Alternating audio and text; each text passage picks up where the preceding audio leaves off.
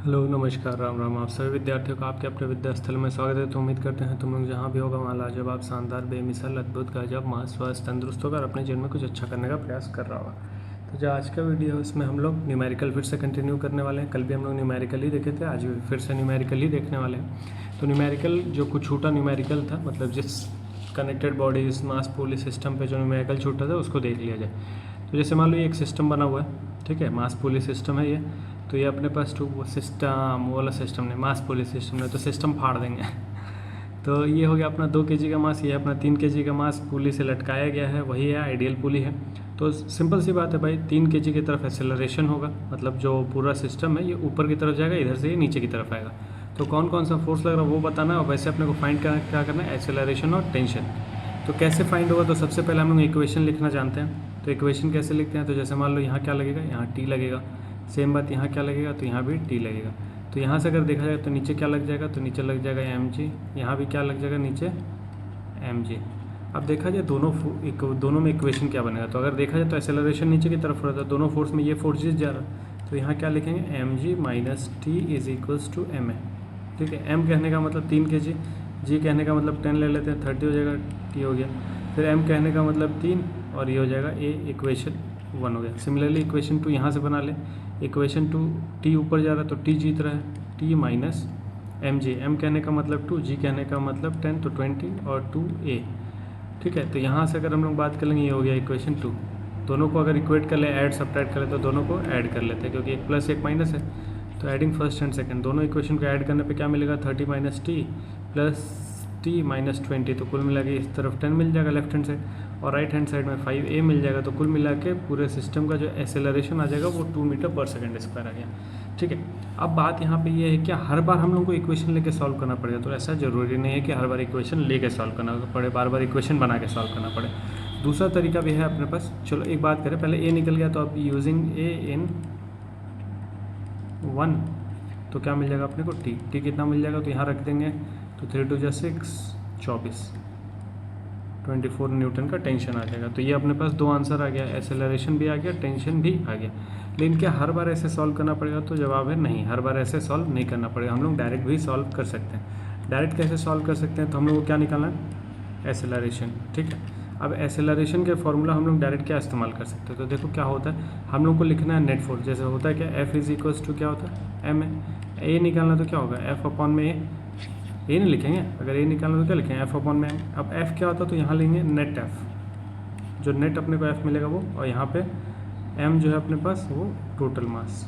ठीक है, अब लिखेंगे क्या, तो देखो एफ नेट अगर निकालने जाएंगे तो यहाँ 2 ही फोर्स है, थ्रेड में तो पूरा टेंशन ही है, तो टेंशन को हटा देते हैं। हम ये मानते हैं कि इस फोर्स की वजह से ये पूरा सिस्टम ऊपर की तरफ और इधर नीचे की तरफ जा रहा है। तो यहाँ 2 फोर्स है, एक इसका फोर्स है, एक इसका फोर्स है, मतलब ये एक एम जी फोर्स ये है, एक एम जी फोर्स ये है, दोनों आपस में टी को हम हटा दिए, टी कैंसिल आउट हो गया। तो ये फोर्स इसको नीचे खींच रहा है, ये फोर्स ऊपर जा रहा है, मतलब ये फोर्स ज़्यादा है एज़ कम्पेयर टू दिस। तो ये कितना है, 30 है, ये कितना है, 20 है। कैसे आया भाई, 3 इंटू 10, 3 2 इंटू 10, तो एफ नेट 30 माइनस 20 लिखेंगे। ये समझ आया, नीचे की तरफ 30, ऊपर की तरफ 20, तो माइनस करके कितना आ जाएगा, 30 माइनस 20। और टोटल मास एक 3 kg का है, एक 2 kg का, तो टोटल मास 3 + 2, तो ये कितना आ जाएगा, 10 अपॉन में 5, कुल मिला के आंसर आ जाएगा अपना 2। तो यहाँ भी 2 आया और यहाँ भी 2 आया, तो देखो डायरेक्ट भी आ गया। तो डायरेक्ट कैसे निकालेंगे हम लोग, नेट फोर्स निकालेंगे कि उस ऑब्जेक्ट पे, उस पूरे सिस्टम पे टोटल फोर्स कितना है अपॉन में टोटल मास कितना है, तो हम लोग ऐसे करके एक्सेलरेशन निकाल सकते हैं। लेकिन अब बोला जाएगा भाई टेंशन निकाल दो, तो टेंशन निकालने के लिए हमको इक्वेशन लिखना पड़ेगा। वो इक्वेशन कैसे होगा, तो मान लो अगर हम इसी को लिखने जाएंगे तो क्या लिखेंगे, कौन सी तरह, M G minus T is equals to M A. अगर यहाँ लिखने जाएंगे तो क्या लिखेंगे उसके लिए इक्वेशन, तो M G minus T is equals to M A. अब एम मतलब 30 हो जाएगा, टी निकालना अपने को, एम मतलब 3 हो जाएगा, ए अभी हम लोग 2 लेके आए, तो कुल मिला के फिर यहाँ से टेंशन कितना आ जाएगा, 24 न्यूटन। तो कुल मिला के बात ये कह रहे हैं कि हम लोग को हर बार इक्वेशन, जैसे देखो सिंपल, अगर नहीं आ रहा तो हर बार इक्वेशन बनाओ, सॉल्व करो, आंसर आ जाएगा। लेकिन अगर थोड़ा सीख गए हैं तो हम लोग एक्सेलरेशन ऐसे डायरेक्ट निकाल सकते हैं, मतलब नेट फोर्स, टोटल मास, और एक इक्वेशन से हम लोग टेंशन निकाल सकते हैं। अब इसको सॉल्व किया जाए, ठीक है, इस वाले को सॉल्व किया जाए, थोड़ा डायरेक्ट सॉल्व किया जाएगा। डायरेक्ट मतलब हम लोगों को क्या निकालना, एक्सेलरेशन निकालना। तो एक्सेलरेशन के लिए क्या हो जाएगा, नेट फोर्स अपॉन में टोटल मास, ये हुआ ना। एफ नेट कितना आ जाएगा। तो देखो ये पूरा ऊपर जा रहा है, ये पूरा नीचे आ रहा है, ये पूरा ही नीचे आ रहा है। अगर पूरा ही नीचे आ रहा है तो 5 और 3 दोनों ही नीचे आ रहा है, तो मतलब 80 हो जाएगा। और जी को हम लोग 10 ले रहे हैं तो 5 3 8 हो गया, और 10 का मल्टीप्लाई कर दिए तो नीचे की तरफ जो नेट फोर्स है वो 80 है। यहाँ ऊपर की तरफ मतलब यहाँ भी ये है नीचे की तरफ mg जो उसको काउंटर कर रहा होगा, तो जो mg यहाँ काउंटर कर रहा होगा कितना होगा -20। समझ आए बात। ये नीचे आ रहा है 80 से, ये भी नीचे खींच रहा है 20 से, तो काउंटर कर रहा है 20 अपॉन में टोटल मास 5 3 8 2 10, तो कुल मिला के कितना आ जाएगा 6 मीटर पर सेकंड स्क्वायर। ये हो गया अपना एक्सेलरेशन।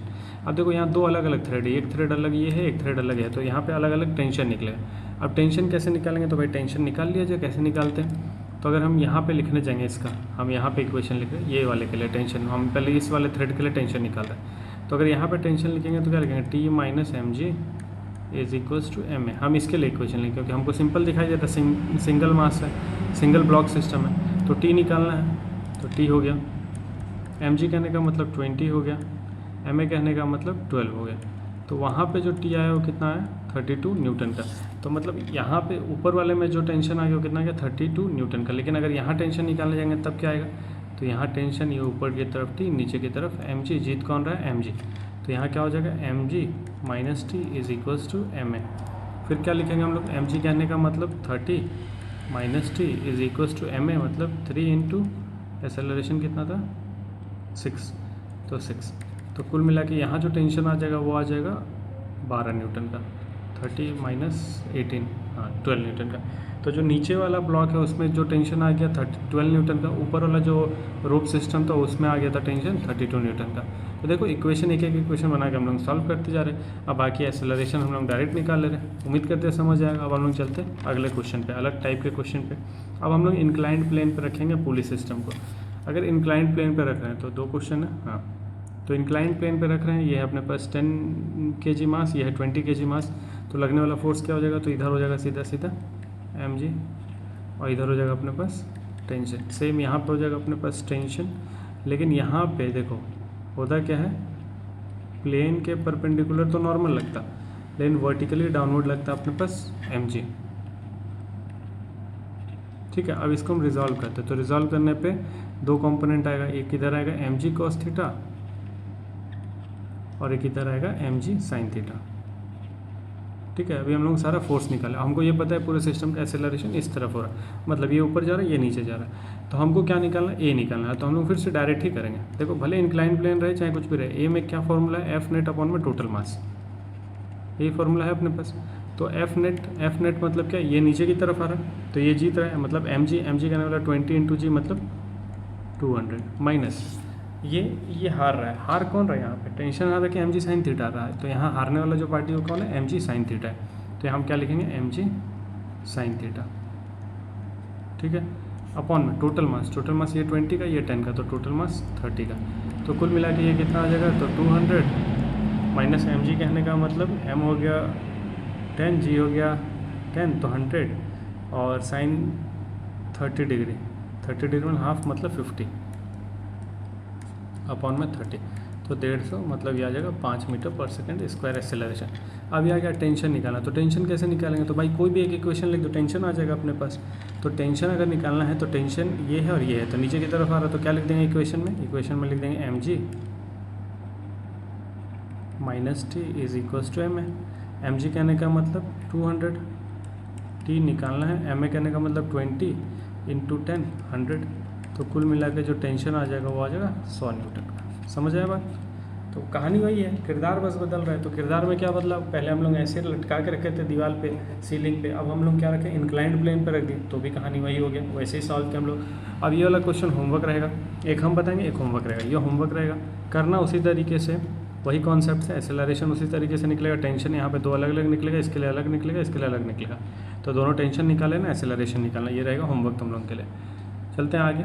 तो फिर से अब इसको देख लो, अब क्या होता है ना, अभी तक हम लोग जो भी रोप ले रहे थे ना, रोप का थिकनेस बहुत पतला था, रोप का मोटाई नहीं था, रोप का वजन नहीं था, तो ऐसा क्वेश्चन हम लोग सॉल्व किए। मान लो कोई ऐसा क्वेश्चन आ जाए जिसमें रोप का थिकनेस कुछ हो जाए, रोप का कुछ वेट हो जाए, तब क्या होगा। तो अभी भी है वही, मास पुली सिस्टम ही है, या फिर ऐसा समझ लो कि मास रोप सिस्टम है, पुली तो है नहीं यहाँ पे। तो ये एक अपने पास 20 kg, जैसे होता है ना डंबल होता है, डंबल है, ये 20 kg का डंबल है, नीचे जो है 12 kg का मान लो वजन लगा हुआ है, और बीच में एक थ्रेड लगा हुआ है, रोप लगा हुआ है, जिसका मास कितना है 8 kg, ठीक। और ऊपर हम जैसे मान लो इसको ऊपर ऐसे खींच रहे हैं, ऊपर हम ऐसे खींच के ले जा रहे हैं, तो ऊपर इसको अगर ऐसे खींच के ले जा रहे हैं कितने फोर्स से 480 न्यूटन के, तो पूरे सिस्टम का एक्सेलरेशन क्या है, ऊपर की तरफ है। हमको निकालना क्या है, तो क्या निकालना भाई, हम लोग को टेंशन निकालना है, एक्सेलरेशन निकालना है। तो एक्सेलरेशन का फॉर्मूला क्या जानते हैं हम लोग, वही एफ नेट। तो ऊपर 480 न्यूटन है, नीचे कितना लगेगा, तो नीचे वाला निकाल लिया जाए। तो देखो 480 ऊपर लग रहा माइनस नीचे वाला, तो भाई ये भी नीचे जाएगा, ये भी नीचे जाएगा, ये भी नीचे जाएगा। नीचे जाने का मतलब क्या, इसके ऊपर भी ग्रेविटी लगेगा, इसके ऊपर भी ग्रेविटी लगेगा, इसके ऊपर भी ग्रेविटी लगेगा। तो मतलब हम तीनों के ऊपर ऐड करके ग्रेविटी से मल्टीप्लाई कर रहे हैं। तो 20, 28 और 40, तो 40 × 10 ये हो जाएगा नीचे लगने वाला फोर्स टोटल। ये जो टोटल mg ये होगा 400 अपॉन में क्या है टोटल मास, तो 20, 8, 12 कितना हो जाएगा 40। तो कुल मिला के कितना आ गया 480, 400 तो 80/40। तो कुल मिला के जो एक्सेलरेशन आ जाएगा कितना आ जाएगा 2 मीटर/सेकंड का एक्सेलरेशन निकल के अपने पास आ जाएगा। अगर एक्सेलरेशन 2 मीटर/सेकंड का स्क्वायर का आ गया तो हमको निकालना टेंशन, और टेंशन हम निकाल रहे एकदम बीचों बीच। यहाँ पे थोड़ा सा खेल बदल जाता है। खेल क्या बदल जाता है, अभी तक हम लोग ऐसे रैंडम किसी जगह टेंशन निकाल, लेकिन अगर रोप का मास दे दिया है और हमको टेंशन निकालने बोला है तो थोड़ा सा कहानी बदल जाएगा। थोड़ा सा कहानी क्या बदल, जैसे मान लो हम लोग क्या दे रहे हैं, पूरा सिस्टम ऊपर की तरफ जा रहा है, तो इक्वेशन क्या लिखेंगे हम लोग, तो इक्वेशन लिखने का जो तरीका हो जाएगा, टी लग रहा, टी का डायरेक्शन क्या हो जाएगा, तो यहाँ, अरे यार ये तो पूरा इरेज ही हो गया।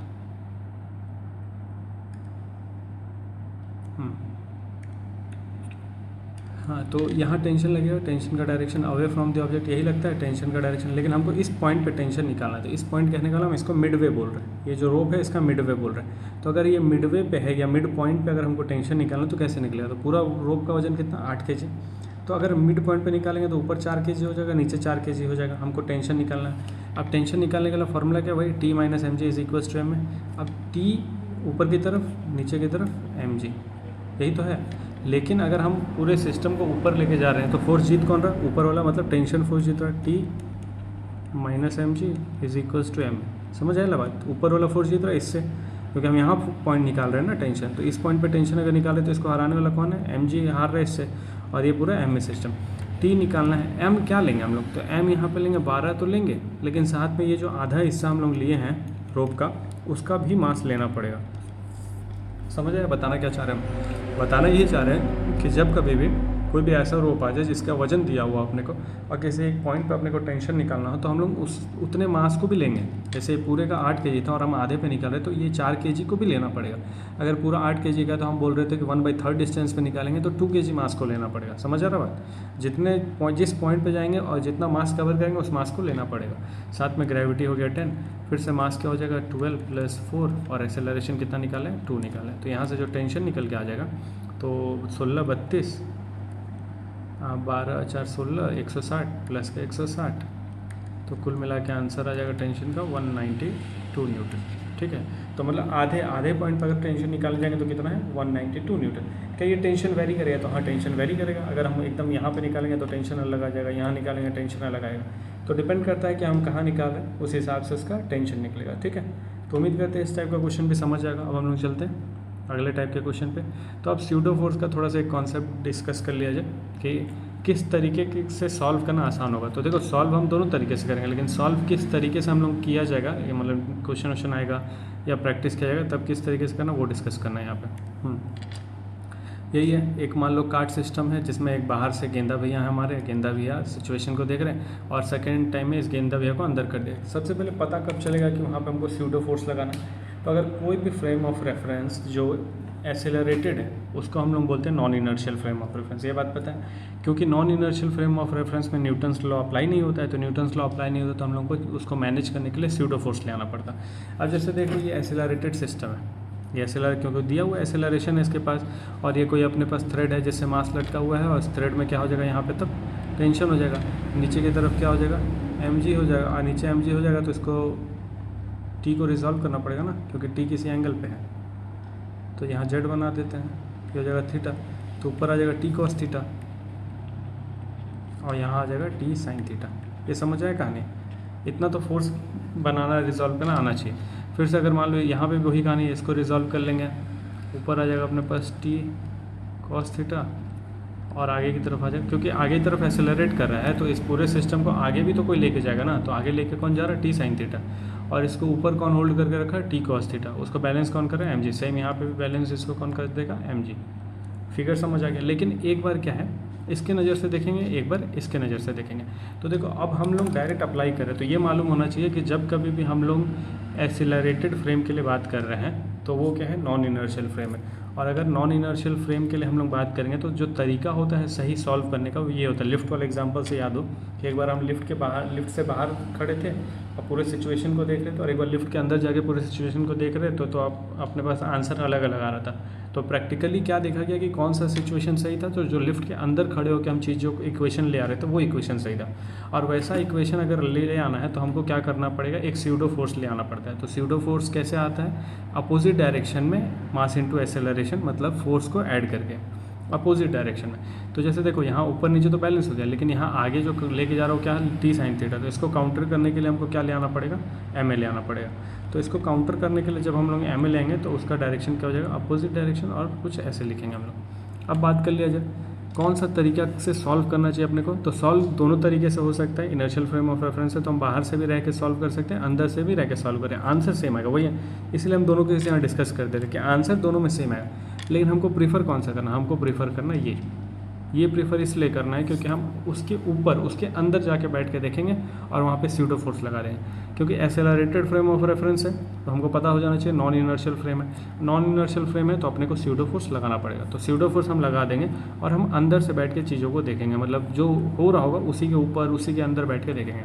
अब जैसे मान लो यहाँ से गेंदा भी अगर देखेंगे इस पूरे काट को, तो ये काट आगे की तरफ एक्सेलरेट कर रहा है, ठीक है। अगर काट पूरे की तरफ आगे की तरफ एक्सेलरेट कर रहा है तो इनके हिसाब से ये भी एक्सेलरेट करेगा आगे की तरफ। तो अब जो अपने पास फोर्स आ जाएगा विद रिस्पेक्ट टू ग्राउंड, हम मतलब इनके नज़र से जो सारा इक्वेशन बनेगा वो क्या बनेगा, तो सबसे पहले आगे क्या जा रहा, टी साइन थीटा, और यही तो फोर्स के बराबर है। हम लोग क्या इक्वेशन लिखते हैं, F is equals to M है। तो अगर आगे वाला फोर्स मतलब एक इक्वेशन बनाएंगे आगे वाला, तो आगे वाला क्या है अपने पास, टी साइन थीटा, मतलब यही टी साइन थीटा, इसको ऐसा लग रहेगा कि यही टी साइन थीटा इसको आगे की तरफ एक्सेलरेट करके जा रहा है। तो मास इनटू एक्सेलरेशन, एक इक्वेशन ये बन गया।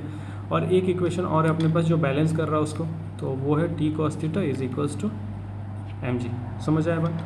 अब यहाँ से इक्वेशन 1 और इक्वेशन 2 बोल दो और दोनों को डिवाइड कर दो। हमको क्या निकालना है, ए निकालना है। तो 1 डिवाइडेड बाई 2, तो अगर दोनों को डिवाइड करेंगे तो साइन बाई कॉस आ जाएगा tan थीटा, मास कट के ए बाई जी। तो यहाँ से अगर ए नहीं लिखना चाहें तो हम क्या लिख सकते हैं, जी tan थीटा, ठीक है, जी tan थीटा। ये आ गया अपने पास एक्सेलरेशन, एक इक्वेशन आ गया क्योंकि अभी हम न्यूमेरिकल वैल्यू नहीं लिए। तो ये कब आया, जब हम बाहर से खड़े होकर देख रहे हैं सिचुएशन को, मतलब फिलहाल हमारे पास ये क्या है, non inertial frame of reference मान के सॉल्व। अब जब है तो नॉन इनर्शियल क्योंकि एक्सेलरेट कर रहे थे, लेकिन बाहर से खड़े होकर देखिए, जब हम अंदर आ जाएंगे तो अंदर आने पे मेरा ये इक्वेशन गलत होने लगेगा, क्योंकि जब हम अंदर आ जाएंगे ना तो हमारे पास ये रहेगा नहीं, ये नहीं रहेगा हमारे पास, केवल ये सब रहेगा हमारे पास। और अंदर आ जाएंगे तो फिर हम भी एक्सेलरेट करने लगेंगे ना, तो मेरा एक्सेलरेशन और इसका ये तो मेरे रेस्पेक्ट में ज़ीरो हो जाएगा। फिलहाल क्या था, ये मेरे रेस्पेक्ट में एक्सेलरेट कर रहा था, लेकिन जब हम अंदर बैठ के, जैसे मान लो हम ट्रेन में बैठे हुए हैं और मेरे सामने कोई बैठा हुआ है तो मेरे रेस्पेक्ट में तो रुका ही हुआ है, लेकिन अगर हम बाहर चले जाएँ और ट्रेन मूव कर रहा है तो मेरे रेस्पेक्ट में वो मूव कर रहा है। तो बात वही है यहाँ पे कि जब हम अंदर आ जाएंगे और वो non inertial frame of reference हमको पता है, तो हमको क्या करना पड़ेगा, एक अपोजिट डायरेक्शन में, अरे यार, एक अपोजिट डायरेक्शन में हमको क्या लगाना पड़ेगा, स्यूडो फोर्स लगाना पड़ेगा। वो स्यूडो फोर्स का वैल्यू क्या होता है, एम ए के बराबर। अब देखो यहाँ पे भी देखा जाए, इक्वेशन लिखा जाए तो यहाँ पे टी साइन थीटा जो है एफ पी के बराबर हो जाएगा, मतलब स्यूडो फोर्स के बराबर हो जाएगा, और ऊपर जो है टी कॉस थीटा वो बराबर हो जाएगा एम जी के। तो ये इक्वेशन 1 हो गया, ये इक्वेशन 2 हो गया। अब यहाँ पे हम लोग फिर से डिवाइड कर ले, फर्स्ट डिवाइडेड बाई सेकेंड, तो tan थीटा और स्यूडो फोर्स कहने का मतलब मास इनटू एक्सेलरेशन, और ये एम जी, एम से एम कैंसिल, तो कुल मिला के यहाँ पे भी अगर ए आएगा तो क्या आ जाएगा, जी tan थीटा। क्या आंसर अलग अलग है, आंसर तो सेम ही है। तो बात हम यही कह रहे हैं कि जब कभी भी हम लोगों को, अगर यहाँ पे हम ये नहीं लेते तो क्या आंसर सेम आता, नहीं आता। तो जब कभी भी हम लोग non inertial frame of reference में रहेंगे तो हम अपने आप को उस सिचुएशन के अंदर ले जाएंगे, ठीक है। हम बाहर नहीं रखें, हम सॉल्व करने का तरीका बता रहे, किससे सॉल्व करना अपने को, आसानी किस तरीके से होगा। तो ये जो तरीका ये आसान है सॉल्व करने का, बस 2 चीज़ों का ख्याल रखना है। सबसे पहला चीज़, अगर non inertial frame of reference है तो हम अपने आप को उस सिचुएशन के अंदर लेके जाएंगे, तो सिचुएशन के अंदर आ गए एक। दूसरी चीज़, अगर हम सिचुएशन के अंदर चले गए तो जिस डायरेक्शन में एक्सेलरेशन हो रहा है उसके अपोजिट डायरेक्शन में हमको क्या लगाना पड़ेगा, स्यूडो फोर्स। ये 2 बात ध्यान रखना, अगर उसके अपोजिट डायरेक्शन में हम लोग स्यूडो फोर्स लगा दिया, स्यूडो फोर्स का value mass into acceleration minus of M में भी लेते हैं क्योंकि अपोजिट डायरेक्शन में, लेकिन हम लोग माइनस का साइन नहीं ले रहे हैं क्योंकि हम लोग को माइनस की फिजिक्स में केवल क्या पता है, डायरेक्शन, हम लोग मैग्नीट्यूड में डील कर रहे हैं। तो इन 2 बातों का ख्याल रखना कि हम उस सिचुएशन के अंदर आ जाएंगे और दूसरा हम स्यूडो फोर्स उसमें लगा देंगे। तो ये जो तरीका है ना सॉल्व करने का, ये आसान तरीका होता है, क्योंकि ये जब अलग अच्छे क्वेश्चन को जब तुम लोग सॉल्व करेगा ना तो ये तरीका थोड़ा परेशान कर सकता है, लेकिन ये तरीका आसान होता है, तो इसलिए ये तरीके को प्रीफर करना सॉल्व करने के लिए। बाकी आंसर दोनों तरीके से सेम आएगा, तो उम्मीद करते हैं स्यूडो फोर्स भी समझ आएगा। अब हम लोग चलते हैं थोड़ा फ्रिक्शन के बारे में कुछ क्वेश्चन देख लिया जाए। तो अगला क्वेश्चन ये है, कितना मिनट हो गया भाई वीडियो का, 20 मिनट हो गया। चलो ठीक ठाक स्पीड में चल रहे हैं हम लोग, क्वेश्चन हो जाएगा, काफ़ी सारा है, हो जाएगा कंप्लीट। तो अब देखो अगला क्वेश्चन डिस्कस कर ले, सॉल्यूशन इसके बारे में बात कर ले। तो हम लोग को यहाँ क्या निकाले, एक फोर्स लगा रहे हैं हम लोग, कुछ फोर्स लग रहा होगा पता नहीं कुछ, और इस बॉडी पे फ्रिक्शन लग रहा है जो अपोजिट डायरेक्शन, फोर्स के अपोजिट डायरेक्शन में होता है। और यहाँ पे ये मालूम है म्यू एस क्या है, static coefficient of static friction, ये है कोफिशिएंट ऑफ काइनेटिक फ्रिक्शन। जब कोई बॉडी पे हम फोर्स लगा रहे हो वो रुका हुआ है तो उसके ऊपर जो फ्रिक्शन ऐड करता है उसका हम लोग बोलते हैं स्टैटिक फ्रिक्शन। और मोशन, जैसे ही बॉडी मोशन शुरू कर दिया तो उस समय जो फ्रिक्शन लगता है उसको हम बोलते हैं काइनेटिक फ्रिक्शन। ठीक, तो अपने को क्या फाइंड करना, find F S maximum. Maximum क्या होता है, लिमिटिंग फ्रिक्शन इसको बोलते हैं। तो अगर हमको एफ एस फाइंड करना है, वो भी उसका क्या फाइंड करना है, मैक्सिमम वैल्यू फाइंड करना है। तो फॉर्मूला क्या होता है, म्यू एस एन। ठीक है, अब एन कहने का क्या मतलब है, ऊपर है अपने पास एन, नीचे है अपने पास एम जे। तो ब्लॉक का अगर मास मालूम है तभी तो हम सॉल्व कर पाएंगे। तो ब्लॉक का मास हम लोग ले लेते हैं मान लो 10 kg। ठीक है, म्यू एस कितना है 0.4, एन कितना है एम जी, और एम जी कितना है 10, और 10 100, 100 कहने का मतलब 40। तो कुल मिला के जो फ्रिक्शन जो है मैक्सिमम वैल्यू या फिर लिमिटिंग फ्रिक्शन कितना निकल के आ गया, 40 न्यूटन का लिमिटिंग फ्रिक्शन निकल के आया। अब हम निकाले काइनेटिक फ्रिक्शन, काइनेटिक भी बोला ना, तो काइनेटिक का होगा फॉर्मूला क्या हो जाएगा, म्यू एन, लेकिन कौन सा म्यू, के। तो भाई म्यू के मतलब 0.3, एन कहने का मतलब 100, तो कुल मिला के आ जाएगा 30 न्यूटन। अब ये तुम लोगों को थोड़ा जादू लगना चाहिए कि स्टैटिक फ्रिक्शन मतलब जब बॉडी रुका हुआ है तो उस केस में उसके पास फ्रिक्शन 40 न्यूटन का है, लेकिन जब बॉडी मूव कर रहा है तो उस केस में फ्रिक्शन 30 न्यूटन का है। तो जब हम लोग फ्रिक्शन पढ़ रहे थे तो ये पढ़ रहे थे कि फ्रिक्शन जो है सेल्फ एडजस्टिंग फोर्स है, और लिमिटिंग फ्रिक्शन वो होता है स्टैटिक फ्रिक्शन का मैक्सिमम वैल्यू को हम लोग बोलते हैं लिमिटिंग फ्रिक्शन। स्टैटिक फ्रिक्शन क्या होता है, जैसे जैसे मान लो हम इस बॉडी पे फोर्स अप्लाई कर रहे हैं, हम 10 न्यूटन का फोर्स अप्लाई करेंगे तो स्टैटिक फ्रिक्शन भी 10 का हो जाएगा, हम 20 का अप्लाई करेंगे तो स्टैटिक भी 20 का हो जाएगा, 30 का अप्लाई करेंगे तो स्टैटिक भी 30 का हो जाएगा, 40 का अप्लाई करेंगे तो स्टैटिक भी 40 का।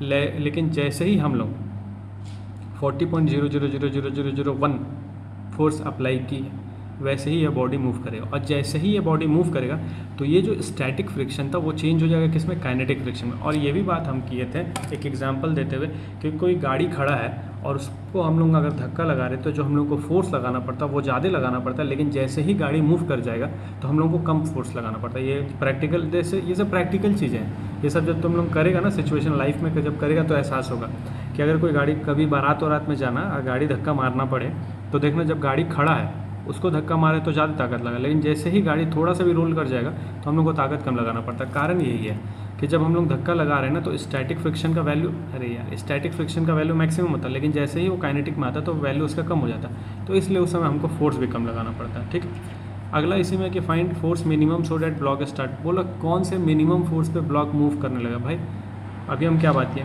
ये उसका रोकने का क्षमता है ब्लॉक को, कितना 40 न्यूटन पे। तो अगर हम लोग फोर्स मिनिमम इतना या इतना कर देंगे तो जो ब्लॉक है मूव करने लगेगा। अगर हम 40 न्यूटन मतलब 40.0000001 फोर्स अप्लाई कर दें, या 40 उसका लास्ट स्टेज है, 40 तक ही रोक सकता है वो, उससे थोड़ा सा भी अगर हम लोग आगे जाएंगे तो यहाँ इक्वल्स टू कहना ठीक नहीं रहेगा। इक्वल्स टू इसलिए बोलते हैं ना क्योंकि मैक्सिमम वैल्यू ये है लिमिटिंग का, उसके आगे वो रोक नहीं पाएगा। तो फोर्स मिनिमम ग्रेटर देन किससे हो जाएगा, अगर 40 न्यूटन से ज़्यादा अगर हम फोर्स अप्लाई कर दिए तो वो ऑब्जेक्ट मोशन शुरू कर देगा। तो देखो यहाँ सॉल्व नहीं करना पड़ा इसके लिए, ये यहीं से आंसर आ गया भाई। इसको रोकने वाला फोर्स कितना, 40 न्यूटन का, हमको उसको काउंटर करने के लिए कितना लगाना पड़ेगा, 40 से ज़्यादा। तो 40 से ज़्यादा लगाएंगे तो सिस्टम का मोशन स्टार्ट हो जाएगा। समझ आया बात, उम्मीद करते समझ आएगा। अगले क्वेश्चन पे चलते हैं। क्या क्या फाइंड करना है, तो एक्सेलरेशन फाइंड करना, फ्रिक्शन फाइंड करना, टेंशन फाइंड करना। कर लिया जाएगा, थोड़ा पानी पी लेते हैं हम, तब तक वीडियो रोक लेते हैं, थोड़ा सा गर्मी बहुत है यार। भाई तब आगे बात कर लीजिए, क्या फाइंड करना है? एक्सेलरेशन, फ्रिक्शन और टेंशन, और स्टैटिक भी फाइंड करना, काइनेटिक भी फाइंड करना। ठीक है, कर लिया जाएगा। तो सबसे पहले देखो एक्सेलरेशन होगा किधर, किस तरफ, कैसे बॉडी मूव करेगा वो। तो ये 10 kg का मास है, ठीक। तो लगने वाला फोर्स बता दिया जाए, कौन से पेन से बताते? ग्रीन पेन से बता देते हैं। तो यहाँ ऊपर लगेगा नॉर्मल, नीचे लगेगा mg, इधर नीचे लगेगा mg, बदले में लगेगा टेंशन।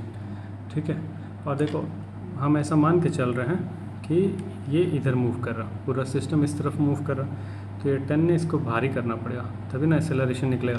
जैसे मान लो अगर ये मूव कर रहा है, सॉल्व करके देखते हैं। सबसे पहले तो अगर ये बोलेंगे फाइंड करने, तो ये क्या हो जाएगा? म्यू एस एन, कहने का मतलब क्या हो जाएगा? 0.4, एन कहने का मतलब mg, तो कुल मिला के 40 न्यूटन। तो मतलब ये किस हद तक रोक सकता है सिस्टम को? 40 न्यूटन तक रोक सकता है। मतलब अगर 40 न्यूटन से ज़्यादा फोर्स नीचे का रहेगा तभी आगे की तरफ इसका एक्सेलरेशन होगा। तो देखा जाए आगे की तरफ एक्सेलरेशन होता है कि नहीं होता है। तो सबसे पहले अब हमको क्या करना पड़ेगा? इसको सॉल्व करना पड़ेगा। इसको सॉल्व करने के लिए क्या करना पड़ेगा? तो mg minus T is equals to M A. तो mg कितना है अपने पास? 2, और नीचे 10, तो 20 minus T is equals to m, कहने का मतलब तो इधर लगने वाला फोर्स, तो मास है 2, एक्सेलरेशन फ़िलहाल है ही नहीं अपने पास। तो एक्सेलरेशन जब है ही नहीं अपने पास, तो हमको यहाँ से ये पता चला कि इस क्वेश्चन से, क्योंकि इसमें 3 क्वेश्चन है ना, ये है, ठीक है। तो यहाँ पे अगर मान लो अब हमको ये पता चल गया कि 40 न्यूटन तक ये रोक सकता है, मतलब ये जो लिमिटिंग फ्रिक्शन का वैल्यू है वो 40 न्यूटन तक उस ऑब्जेक्ट को रोक सकता है। क्या यार, थोड़ा सा ऊपर चला। तो स्टैटिक फ्रिक्शन ही हो गया। अब अगर हम काइनेटिक फ्रिक्शन निकालने जाएंगे तो वो 30 न्यूटन का आ जाएगा, क्योंकि म्यू के एन वही है अपने पास, 30 न्यूटन आ जाएगा कि अगर मोशन शुरू करेगा तो इतना आएगा। अब टेंशन अगर फाइंड करना है तो कैसे फाइंड करेंगे? टेंशन के लिए अपने पास एक्सेलरेशन होगा तभी हम फाइंड कर पाएंगे। और एक्सेलरेशन के लिए फार्मूला क्या है? तो एक्सेलरेशन के लिए जो अभी हम लोग सीखे हैं एफ नेट, एक्सेलरेशन के लिए फार्मूला अपने पास एफ नेट अपॉन में टोटल मास, हम इससे सॉल्व करेंगे। ठीक है, एफ नेट कहने का मतलब नीचे की तरफ कौन आ रहा है? तो नीचे की तरफ आ रहा है ये वाला, नीचे की तरफ कितना आ रहा है? 20 जी, मतलब 2 है और जी है 10, तो 20 न्यूटन का फोर्स नीचे की तरफ। ऊपर की तरफ कितने का फोर्स है? 40 न्यूटन का, मतलब इस तरफ। तो अगर हम निकालने जाएंगे नेट फोर्स नीचे की तरफ, तो नीचे की तरफ तो नेट फोर्स है ही नहीं। नेट फोर्स है कहाँ? ऊपर की तरफ, मतलब अभी भी रुका हुआ है, नीचे आएगा ही नहीं। तो अगर हम फ्रिक्शन फोर्स से बात करने जा रहे हैं तो ये मोशन इसका नहीं हो रहा, ये अभी भी रुका हुआ है। तो यहाँ पे जो एक्सेलरेशन आ जाएगा कितना आ जाएगा? 0। क्यों आ जाएगा? क्योंकि देखो हम बात क्या कर रहे हैं, वैसे तो नेगेटिव आने लगे जब हम लोग सॉल्व करने जाएंगे। अगर हम ऐसा मान के चल रहे ये जीत रहा, हम मान के चल रहे ये जीत रहा है, तो ये कितना है? 20। और ऊपर काउंटर करने के लिए कौन लगा है? तो काउंटर करने के लिए लगा है 40। टोटल मास कितना? 2 kg वो, 10 kg वो, 12 kg। तो कुल मिला के आ जाएगा -20/12 -5/3। अब -5/3 कहने का मतलब क्या? एक्सेलरेशन ऊपर की तरफ। लेकिन भाई ऊपर एक्सेलरेट तब करेगा ना जब यहाँ से हम इसको फोर्स लगाएंगे। हम फोर्स लगा नहीं रहे हैं, हम ये बताए हैं कि इस हद तक रोक सकता है, मतलब ये जो सिस्टम है रुका हुआ है, स्टेशनरी है, यहाँ पे कोई एक्सेलरेशन नहीं है। तो गलती से तुम लोग सॉल्व करके ये मत बता देना, ये गलत हो जाएगा आंसर। यहाँ पे जो एक्सेलरेशन, अगर हम बोल देंगे कि इस एक्सेलरेशन से ब्लॉक सिस्टम मूव करेगा, तो यहाँ पे ब्लॉक सिस्टम का एक्सेलरेशन 0 है। क्यों 0 है? क्योंकि अगर हम लोग बात करने जाएंगे तो देखेंगे तो ये रेस्ट में। क्यों रेस्ट में है? क्योंकि भाई इसको रोकने वाला जो फोर्स है वो कितने न्यूटन का? 40 न्यूटन का रोकने वाला फोर्स है। अगर हम इससे ज़्यादा फोर्स लगाएंगे तब एक्सेलरेशन आएगा, तो इससे ज़्यादा हम फोर्स ही नहीं लगा रहे। ये इधर जो नीचे वाला फोर्स लग रहा है वो 20 न्यूटन का लग रहा है। अगर हम इस तरफ और फोर्स लगाते तब इसमें एक्सेलरेशन आता। फिलहाल ये रुका हुआ रहेगा, समझ आएगा? तो रटना नहीं है, वही रट के तुम लोग फार्मूला अप्लाई करके एक्सेलरेशन निकाल दो। तो एक्सेलरेशन अगर निकाल भी दिया, ये बात हम कह रहे हैं, तो देखो नेगेटिव में आ रहा है, नेगेटिव मतलब होगा ही नहीं भाई। और ये ऊपर थोड़ी जाएगा, उड़ता हुआ थोड़ी जाएगा, क्योंकि जब तक इधर से हम खींचेंगे नहीं उसको तब तक वो कहाँ मूव करेगा। तो हम एक्सटर्नली कोई फोर्स नहीं लगा रहे, बस ये जो सरफेस है वो फोर्स लगा रहा है, लेकिन सरफेस खींचेगा नहीं, उसको सरफेस रोक के रखेगा। तो रोक के कितने फोर्स से रख रहा है? 40 न्यूटन से। उसे ही फिलहाल में मूव, ऐसा हम बात कर लें कि अगर वो मोशन शुरू हो गया, लेट की मोशन शुरू हो गया और उसमें काइनेटिक फ्रिक्शन आ गया, तो काइनेटिक फ्रिक्शन कितने का आ जाएगा? 30 न्यूटन का आ जाएगा। समझ आया? तो ऐसे ही तुम लोग को फ्रिक्शन दोनों, एक्सेलरेशन और टेंशन, तो टेंशन क्या हो जाएगा, तो भाई टेंशन निकाल देंगे हम लोग, तो T is equals to mg, क्योंकि मोशन हो नहीं रहा तो यहाँ क्या हो जाएगा, T is equals to mg हो जाएगा। और T is equals to mg कहने का मतलब 2 × 10 कहने का मतलब 20 न्यूटन का टेंशन आ जाएगा थ्रेड में, समझ आया। तो टेंशन निकल गया, लेकिन एक्सेलरेशन क्या आ जाएगा, तो एक्सेलरेशन 0 आ जाएगा। और दोनों काइनेटिक भी यहाँ नहीं निकाल सकते हम लोग, क्योंकि मोशन नहीं हो रहा, तो फ्रिक्शन काइनेटिक फ्रिक्शन आएगा ही नहीं रोल में, लेकिन वैसे क्वेश्चन के हिसाब से सॉल्व करके हम ये निकाल सकते हैं। तो ऐसे ही ये दोनों तुम लोगों को सॉल्व करना है। यहाँ पे देखो, यहाँ पे भी कोई हम एक्सटर्नली कोई फोर्स नहीं लगा रहे, लेकिन यहाँ पे एक्सटर्नली फोर्स लगाया गया कितना, 50 न्यूटन का इस डायरेक्शन में। तो अब देखना पड़ेगा कौन जीत रहा है, उस हिसाब से यहाँ मोशन करा के एक्सेलरेशन निकालना है, ठीक है। रटना नहीं है भाई मेरे, सॉल्व करके देखना है, इसको करके देखने पर आगे बढ़ते हैं हम लोग। एक बता दे रहे हैं, बाकी 1-2 होमवर्क दे रहे हैं उस टाइप का जो सेम है। अब देख लो, ये बता देंगे, ये होमवर्क रहेगा। तो यहाँ पे भी एंगल कितना मान लो, 37 डिग्री का एंगल। हाँ, ये है अपने पास। तो एंगल मतलब ये हो गया। तो लेते कैसे हैं भाई, फोर्सेस, सारा जो फोर्सेस है पहले तो FBD बना लिया जाए, फ्री बॉडी डायग्राम। तो यहाँ क्या आ जाएगा अपने पास, mg आ जाएगा। इतना अब तो अब याद हो जाना चाहिए। अब उसका नाम भूल जाओ, लेकिन ये सब याद हो जाना चाहिए। उसका उसी का नाम भूल जाओ अब, लेकिन अब ये सब याद होना चाहिए। फिर इस तरफ भी टेंशन हो जाएगा, इतनी कोई दिक्कत नहीं है। नीचे की तरफ mg cos थीटा आएगा, क्योंकि mg इधर आता है, तो mg को रिजॉल्व करके हम लोग mg cos थीटा लिखते हैं इधर, ठीक है। और आगे की तरफ mg sin थीटा लिखते हैं। अब ये सब तो याद हो जाना चाहिए, ठीक है। ऊपर की तरफ नॉर्मल आता है। तो ये सारा कहानी फ्री बॉडी डायग्राम बना लिया तुम लोग। और इस तरफ जैसे मान लेते हैं ये 28 है, तो मोशन इधर ही होना है, इतना तो कंफर्म है, इधर ही होना। तो मतलब ये पूरा सिस्टम इस तरफ एक्सेलरेट करता हुआ जा रहा। तो अगर इस तरफ पूरा एक्सेलरेट करता हुआ जा रहा है, तो हमको क्या निकालना है, एक्सेलरेशन निकालना है। एक्सेलरेशन मतलब नेट फोर्स, नेट फोर्स कहने का मतलब नीचे नीचे ही इस तरफ है, तो ये जीत रहा है। तो ये जीत रहा मतलब 20 × g मतलब 200 माइनस इसको काउंटर कौन कर रहा है, तो काउंटर mg sin थीटा कर रहा है। mg sin थीटा मतलब m हो गया 10, g हो गया 10, sin थीटा sin 37 डिग्री मतलब 4/5 वही होता ना। तो 3, 4, 5 का ट्राइंगल बनता है, 3, 4, 5 का। तो ये होता है 37, ये होता है 53, ये होता है 90। तो सम पीपल हैज़, तो 3/5 होगा ना, 3/5। तो 3/5 कहने का मतलब 60 अपॉन में टोटल मास 30, समझ आया। ये ट्राइंगल होता है, इस ट्राइंगल से साइन थीटा का रेशियो, साइन थीटा का रेशियो 3/5 आएगा। तो 10 × 10 × 3/5। तो 5 से मारेंगे 100 को 20 आएगा, 23 या 60 होगा, 140/3 कुल मिला के 14/3 आ जाएगा एक्सेलरेशन। 14/3 अगर एक्सेलरेशन आ जाएगा तो 14/3 मीटर पर सेकंड स्क्वायर एक्सेलरेशन इसका आ गया। अब हम लोग क्या निकाल लेंगे, स्टैटिक फ्रिक्शन निकाल लेते हैं। तो स्टैटिक फ्रिक्शन कैसे निकलेगा, स्टैटिक फ्रिक्शन मैक्सिमम, तो मैक्सिमम मतलब μs(n), और यहाँ पे जो n का वैल्यू है वो है अपने पास mg, क्या था mg, किसको बैलेंस है, mg cos थीटा। तो यहाँ का n जो है mg cos थीटा के बराबर है। और mg cos थीटा कहने का मतलब ये हो जाएगा μs 0.4 ही होगा, m कहने का मतलब हो जाएगा 10, g कहने का मतलब हो जाएगा 10, cos थीटा कहने का मतलब हो जाएगा 4/5। तो कुल मिला के ये हो जाएगा 5 से इसको मार दो 2 बार में, इसका डेसिमल खा गया, तो 4 और 8 32। तो 32 न्यूटन का यहाँ कहीं ना कहीं क्या निकल के आ गया, स्टैटिक फ्रिक्शन। स्टैटिक निकल के आ गया, तो काइनेटिक भी निकाल देंगे, क्योंकि मोशन हो रहा है, यहाँ मोशन हो रहा है। तो मतलब म्यू के एन कहने का मतलब 0.3, और mg cos theta, mg cos theta 2 बार में मार दो, 4 × 2 = 8 हो गया, और ये हो गया 3। तो ये हो जाएगा 24 न्यूटन का काइनेटिक फ्रिक्शन अपने पास। तो ए निकल गया, एफ निकल गया, मतलब फ्रिक्शन निकल गया। अब क्या बचा, केवल टेंशन बचा। तो टेंशन कैसे निकलेगा, तो टेंशन भाई इसे बैलेंस कर लेंगे, मतलब इसका इक्वेशन बनाएंगे। जीत कौन रहा, mg जीत रहा है, तो mg - t = mj लिखेंगे। क्या लिखेंगे, mg जीत रहा है यहाँ पे, तो इक्वेशन बनेगा mg - t = ma।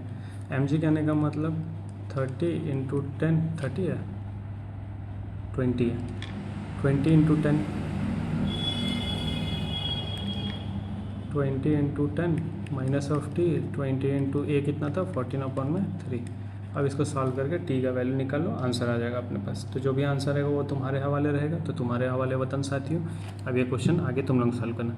सिमिलरली इसी तरीके का क्वेश्चन एक ये दिए हुए हैं, तो यहाँ भी तुम लोगों को सॉल्व करना, देखना एक्सेलरेशन होगा नहीं होगा, कितना होगा, कैसे होगा, ये सब तुम लोगों की जिम्मेदारी है। तो इसको सॉल्व करके एक बार ट्राई करना। बढ़ते हैं हम लोग आगे बढ़ते हैं कुछ इस तरीके से। अब जैसे देखे थे ना रोलर, पिछले क्लास में हम लोग रोलर वाला क्वेश्चन देखे थे, उसमें था कि it is easier to pull और पुश। तो उसी हिसाब से एक क्वेश्चन है अपने पास कि एक बॉक्स है 10 kg का जिसके ऊपर फ्रिक्शन, तो फ्रिक्शन का कोई रोल नहीं है, यहाँ फ्रिक्शन नहीं दे रखा है और उसको हम किसी एंगल से खींच रहे हैं। तो कितना एंगल से खींच रहे हैं? 37 डिग्री से। 37 डिग्री से खींच रहे हैं तो इसको हम रिजॉल्व करेंगे। तो दो कंपोनेंट आएगा, मतलब जो एक आगे लेके जाएगा, आगे ले जाने वाला क्या होगा? एफ कॉस थीटा, और एक ऊपर जो किसके काउंटर में रहेगा? एम जी के काउंटर। मतलब एन तो लग रहा साथ में यहाँ पे, लेकिन साथ साथ एक और ऊपर फोर्स लगेगा। जब इसको रिजॉल्व करेंगे तो वो क्या हो जाएगा? F cos theta. तो इतना एफ साइन थीटा ना, इधर एफ साइन थीटा। तो इतना आप समझ में आना चाहिए, इतना में आप किसी के शेरवानी में कोई परेशानी नहीं होना चाहिए, इतना तो क्लियर होना चाहिए सबको। हम इतना का फोर्स लगाए। तो क्वेश्चन इसमें पूछा क्या हुआ? ये एक्सेलरेशन वगैरह पूछा होगा। क्या है यार इसमें, पूछा क्या है? अच्छा, तो इसमें भी स्टैटिक फ्रिक्शन दिया हुआ है, लिखे नहीं हम पूरा क्वेश्चन। ये है म्यू एस 0.6 और म्यू के है अपने पास 0.5। ठीक है, आगे क्या दिया हुआ अपने को? आगे क्या फाइंड करना? नॉर्मल रिएक्शन फोर्स फाइंड करना है, लिमिटिंग फ्रिक्शन फाइंड करना है, एक्सेलरेशन फाइंड करना है। तो फाइंड क्या क्या करना है इसमें अपने को? एन फाइंड करना है, normal reaction force, limiting friction find करना है, काइनेटिक फ्रिक्शन फाइंड करना है, एक्सेलरेशन फाइंड करना है। ठीक है, ये सब चीज़ें फाइंड करना और ये दे रखा अपने को। तो सबसे पहले हम लोग क्या निकालते हैं? सबसे पहले हम लोग निकाल देते हैं मान लो एन। एन कहने का मतलब नॉर्मल रिएक्शन फोर्स। तो अगर इक्वेशन लिखने जाएंगे तो क्या ऊपर दो फोर्स है, N plus F sine theta, और ये दोनों किसको बैलेंस कर रहा है? एम जी को। मतलब कहीं मोशन नहीं हो रहा, तो ये दोनों ऊपर वाला इसके काउंटर में लग रहा है, तो दोनों इक्वेट हो जाएगा। अब वैल्यू पुट कर दें तो एन हो गया, कहने का मतलब एन तो फाइंड करना है, तो एम जी कहने का मतलब 10 × 10 minus F sine theta. F sine theta F 100 Newton का लगा रहे हैं हम लोग। साइन थीटा कहने का मतलब क्या हो जाएगा? Sign 37 degree. साइन 37 डिग्री अभी हम लोग देखें 3/5 होता है। तो 5 से इसको मारो 20 बार में, ये हो जाएगा 60 और ये हो जाएगा 100, ये हो जाएगा 40।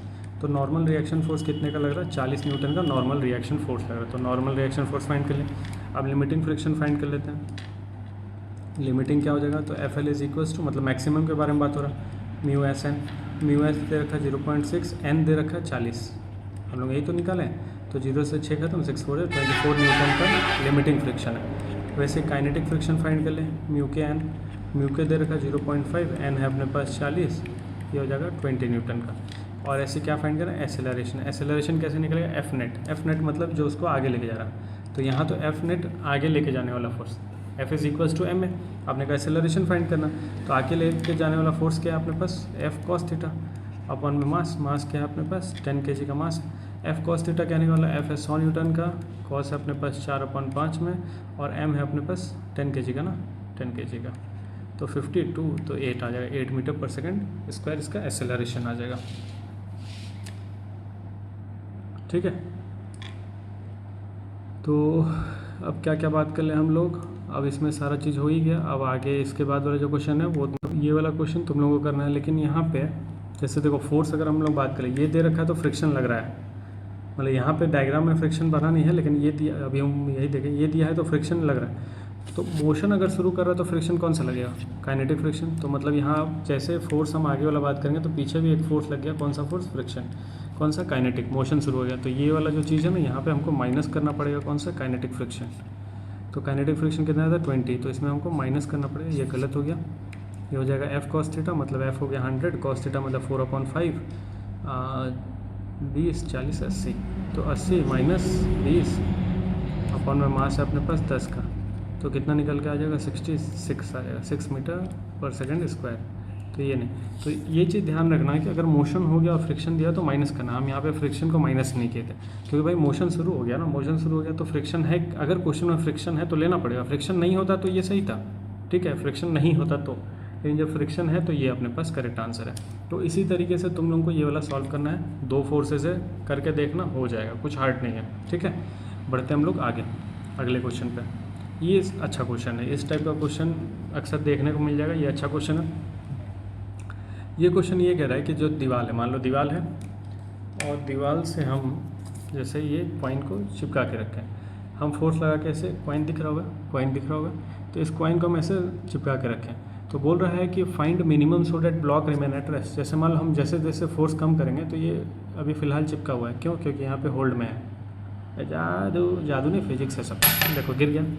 तो बात वही है कि बोल रहा है कि हम इसको जब धक्का दे करें, जैसे देखो यहाँ टिकेगा नहीं, हम जैसे हाथ हटाएंगे गिर जाएगा ये। ठीक है, तो बात वही है कि जब हम इसको टिकाना चाह रहे हैं, मतलब इसको हम रेस्ट में रखना चाहते हैं, तो बोल रहा है कि फाइंड मिनिमम फोर्स, बोल रहा है कि यहाँ से जो हम फोर्स अप्लाई करें तो वो मिनिमम फोर्स क्या हो जाएगा इस चीज़ को रेस्ट में रखने के लिए। वही क्वेश्चन है यहाँ पे कि एक ब्लॉक है अपने पास, ब्लॉक का मास कितना है 10 kg है, ठीक है, उसको दीवार से चिपका के रखा गया है और यहाँ पे देखो फ्रिक्शन दे रखा, तो फ्रिक्शन मतलब ये नीचे की तरफ गिरेगा तो फ्रिक्शन कहीं ना कहीं ऊपर की तरफ लगेगा, तो ये हो जाएगा फ्रिक्शन, ये हो गया फोर्स लगा। काउंटर में क्या लगेगा, एन लगेगा, दीवार जो एन लगाएगा, और ये सब दिया हुआ, और नीचे की तरफ क्या लगेगा mg। तो इतना फोर्स तो क्लियर हो गया। तो बोल रहा मिनिमम फोर्स निकालिए ताकि ये दीवार से चिपका रहे, मतलब गिरे ना ये। तो अगर हमको इसको गिराना नहीं है तो हम लोग को क्या करना पड़ेगा, जैसे देखो ये दोनों फोर्स है, इसको गिराने वाला फोर्स कौन है, गिराने वाला फोर्स mg। तो मतलब ये जो mg फोर्स है इसको काउंटर कौन कर रहा है, इसको काउंटर करेगा फ्रिक्शन, ठीक है, फ्रिक्शन काउंटर करेगा। लेकिन ये जो mg फोर्स है वो अगर फ्रिक्शन से ज़्यादा हो जाएगा तब ये गिरेगा, लेकिन अगर mg फोर्स फ्रिक्शन से कम है तो क्या ये गिरेगा, नहीं गिरेगा। तो हमको क्या बताना, गिराना नहीं है। तो अगर गिराना नहीं है तो ये जो mg है वो कम होना चाहिए किससे, फ्रिक्शन से। वो भी फ्रिक्शन के कौन से वैल्यू से हम बात करेंगे, फ्रिक्शन के स्टैटिक वैल्यू से बात करेंगे। अगर स्टैटिक वैल्यू के बराबर भी हो जाएगा तो भी वो नहीं गिरेगा, क्योंकि उतना तो मिनिमम चाहिए। उससे ज़्यादा, जब जैसे हम लोग स्टार्टिंग बात कर रहे थे कि 40 न्यूटन वाला फोर्स, अगर क्वेश्चन याद हो कि 40 न्यूटन का फोर्स अप्लाई करेंगे उतना तो लिमिटिंग वैल्यू, उससे ज़्यादा अप्लाई करेंगे तब ऑब्जेक्ट मूव करेगा। वही बात यहाँ पे हो जाएगा कि अगर हम लोग यहाँ पे बात कर रहे हैं कि ऊपर नीचे वाला फोर्स, गिराने वाला फोर्स mg, होल्ड करने वाला फोर्स फ्रिक्शन, तो अगर mg और फ्रिक्शन के बारे में बात कर लेंगे तो अगर ये होल्ड है तो इक्वल्स टू हो जाएगा। लेकिन हमको इसको गिराना नहीं है, तो मिनिमम के बारे में बात बोल रहे हैं, मिनिमम कितना फोर्स लगेगा। तो जो भी फोर्स है, ये फ्रिक्शनल फोर्स जो भी है, अगर वो mg से ज़्यादा है तो अपना काम हो जाएगा, या लिमिटिंग फ्रिक्शन के बराबर है तो भी काम हो जाएगा। तो कहने का मतलब अगर ये mg को अगर हम छोटा रखेंगे किससे, इसके लिमिटिंग वैल्यू से या फ्रिक्शन से, तो अपना काम हो जाएगा। तो इसीलिए ये रिलेशन यहाँ पे लिखा है। अब mg कहने का मतलब mg कहने का मतलब ये कहने का मतलब म्यू s और साथ में n, और n किसके बराबर हो जाएगा, जो एक्सटर्नल फोर्स हम लोग अप्लाई करें उसके बराबर हो जाएगा। तो एक्सटर्नल फोर्स यहाँ पे कुछ दे नहीं रखा है और उसी को तो फाइंड करना है, जब दे नहीं रखा तो ये हो जाएगा 100। म्यू एस कहने का मतलब हो गया 0.4 और इंटू n कहने का मतलब हो गया फोर्स, क्योंकि यही तो उसको काउंटर कर रहा है। तो यही हो क्या है अपने पास, यही हो गिरा है, जिसको हमको क्या फाइंड करना है, फाइंड करना है, तो मिनिमम फोर्स। अब इसको थोड़ा सा रीअरेंज करके सॉल्व करेंगे तो डिवाइड करने के बाद क्या मिल जाएगा, 25 और 2 0 तो 250, तो 250 मिलेगा। तो जो फोर्स है अपना वो लेस देन होना चाहिए या इक्वल्स टू होना चाहिए किससे, 250 न्यूटन से। अगर हमारा लेस देन करें, ग्रेटर देन होना चाहिए। अगर हमारा फोर्स अगर हमारा फोर्स 250 न्यूटन तक है या उससे ज़्यादा है तो अपना क्या होगा, वो ब्लॉक रहेगा। तो मिनिमम फोर्स कितना लगाना पड़ेगा, तो मिनिमम फोर्स 250 न्यूटन का लगाना पड़ेगा। अगर उससे ज़्यादा भी होगा फोर्स तो क्या ब्लॉक गिरेगा, नहीं गिरेगा।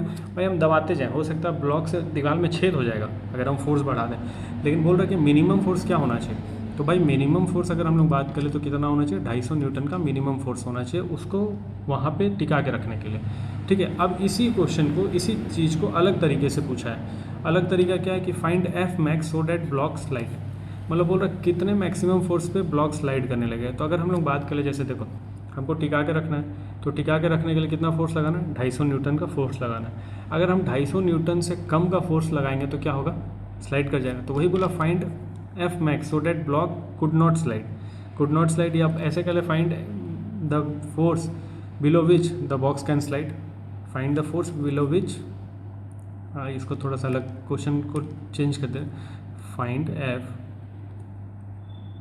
Below which that block will slide.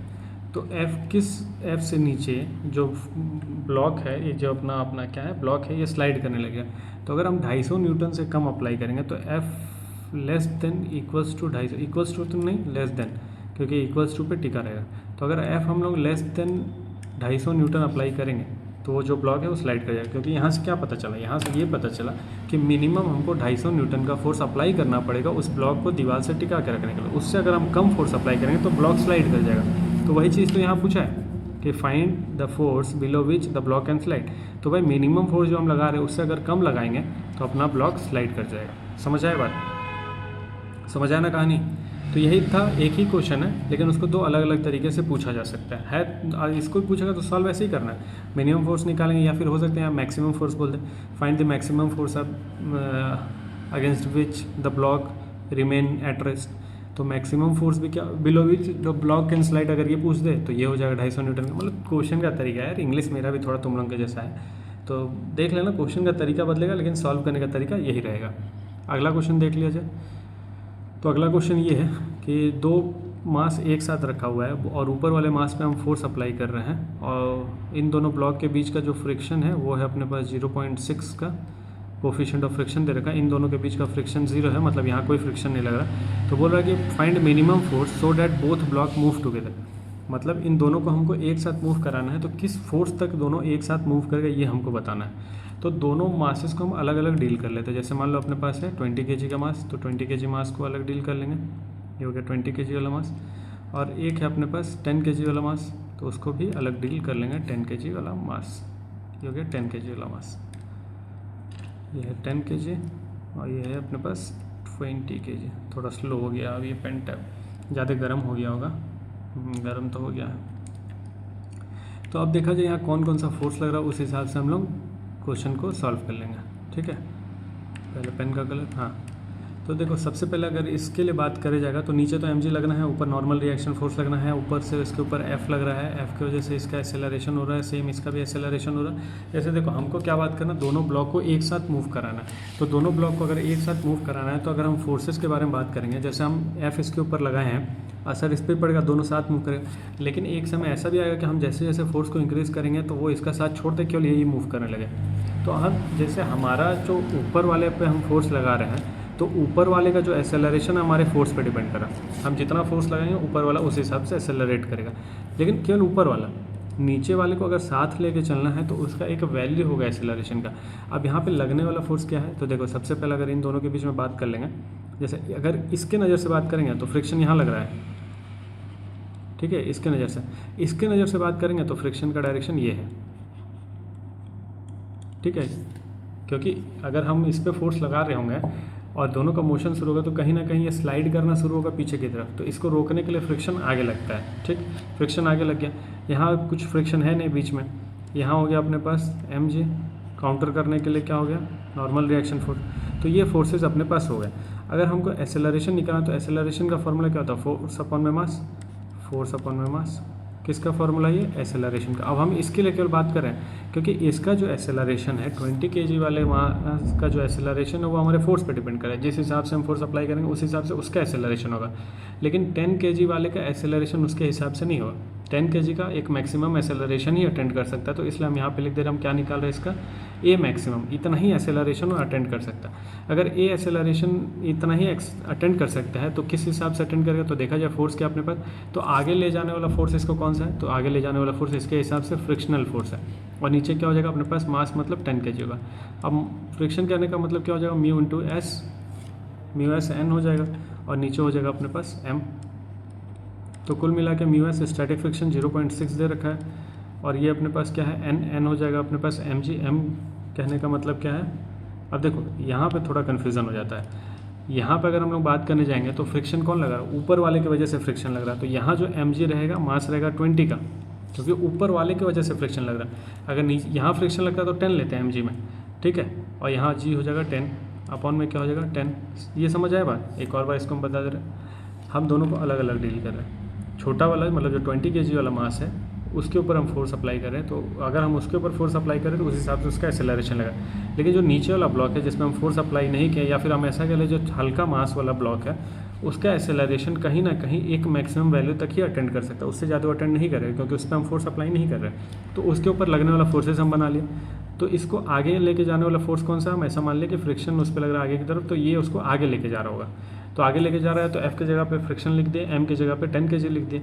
यहाँ फ्रिक्शन का formula mu S N, N मतलब mg लिखना है, लेकिन mg किसका mg, तो ऊपर वाला जो ब्लॉक है जो उसके ऊपर फ्रिक्शन क्रिएट कर रहा है वो n हो, m की जगह पे लिखेंगे तो 20 हो गया। तो कुल मिला के यहाँ से जो एक्सेलरेशन आ जाएगा वो क्या आ जाएगा, 10 से 10 12 मीटर पर सेकेंड स्क्वायर। कहने का मतलब ये हो गया कि जो नीचे वाला ब्लॉक है मैक्सिमम इतना ही एक्सेलरेशन अटेंड कर सकता है, उससे ज़्यादा एक्सेलरेट नहीं हो सकता।